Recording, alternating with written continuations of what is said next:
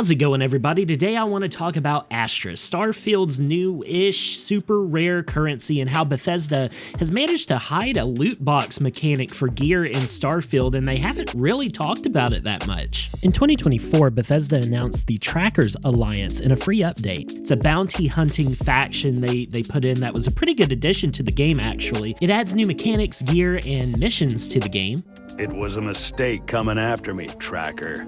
And as I've been playing Starfield a little bit more over the holidays, I've been picking up these items called Astras. These are little chips of metal I would assume to be used like a gold standard type of currency. And if you're a lore nerd like me, in the story of Starfield, these were going to be used as a backup in case all of the banks failed about 100 years ago during a war between the Free Star Collective and the United Colonies. Now, getting your hands on some Astras is a little bit more difficult than it might seem. They're very rare, and opinions are not divided, but there's a lot of different opinions on how to get these, but the generally accepted answer is that they're only going to be found in boss chests, on elite enemies, or in captain's lockers on ships that you take over. I'll talk a little bit more about sort of what this means for your progression in the game later, but for now, just assume that the easiest way to get them is by adventuring in dungeons and taking down high priority enemies. Once you get your first Astra, the game's going to tell you that they can be used at the Trackers Alliance HQ in Aquila City. So if you haul over there and go into Trackers Alliance HQ, you should have yourself a nice stash of Astras, because then you can take it to this guy, also named Stash, and pick your poison. When you're talking to Stash, he'll let you trade your Astras for a completely randomized piece of gear that can be either rare, epic, or legendary rarity. You get to choose those, and they cost 1, 2, and 3 Astras in that order. Rarities work similarly to the system implemented in Fallout 76.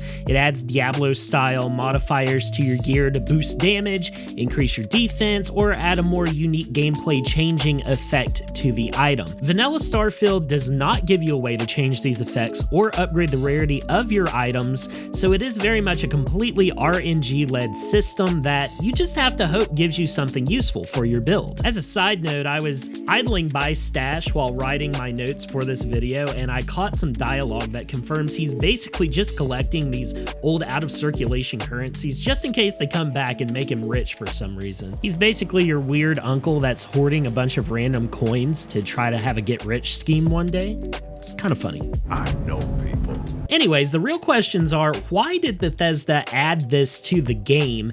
And also, are they even worth you going and hunting down? I think the usefulness of Astras is very tied to how you play Starfield. I'm sure Bethesda games are very frustrating if you're a player who likes to min-max a build, especially Starfield or Fallout 76 with these item modifiers that you can't really change. And unless you're playing on hard or very hard difficulty, the spawn rate of legendaries is not that high, and the chance of getting a holy grail piece of gear with every modifier you want on it is extremely low. So I believe the Astra loot box system has more face value on lower difficulties, as they can spawn at the end of dungeons regardless of difficulty, so you can get yourself a legendary rarity item faster than you would otherwise. It's an additional way to get legendaries as you adventure, whether you're grinding dungeons and bosses to get a perfect build or just exploring and doing side quests more casually like I do.